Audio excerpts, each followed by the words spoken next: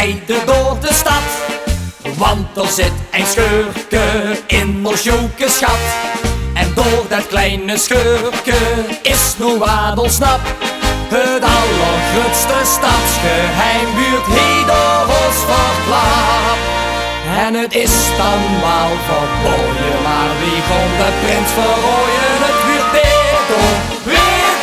Dedo met dat hoofd, Dedo niet. Nog hier zich te breien durft hij met die hand.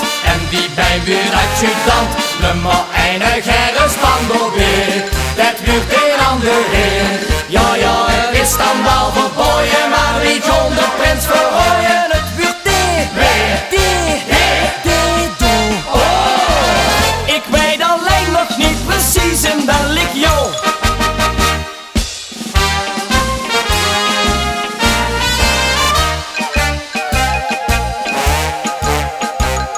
Zoog hem gisteren sjouwen richting fotograaf. Kost mij nog verdouwen, ik kwam op mij gaaf. Ik merkte dat er gar niks in de gaten had. In hem schreef ik, die gewuurste prins is goed toen wist ik zat. En het is dan wel verboden, maar wie kon de prins verrooien? Het wordt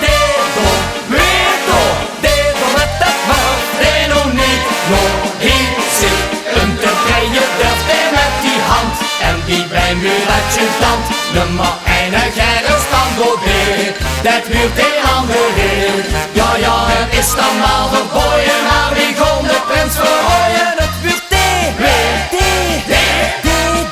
Oh, ik weet alleen nog niet precies in welk jaar.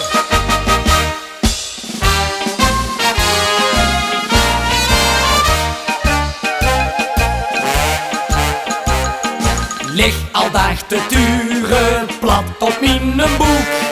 Bezig nu voor buren, achter een stroep. 'Smorgens schijt te werken, heel eimpels gans de nacht.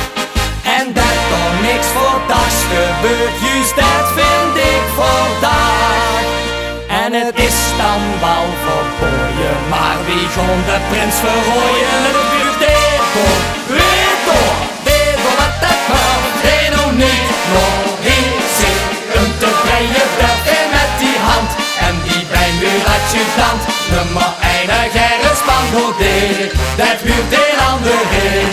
Ja, het is dan wel verboden, maar wie kon de prins verrooien? Het buurt Dedo. Oh, ik weet alleen nog niet precies in welk jaar.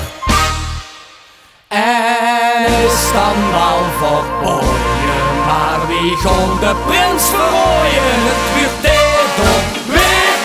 Dedo met dat hoofd, Dedo niet. Nog hier zit hem te breien, durft hij met die hand.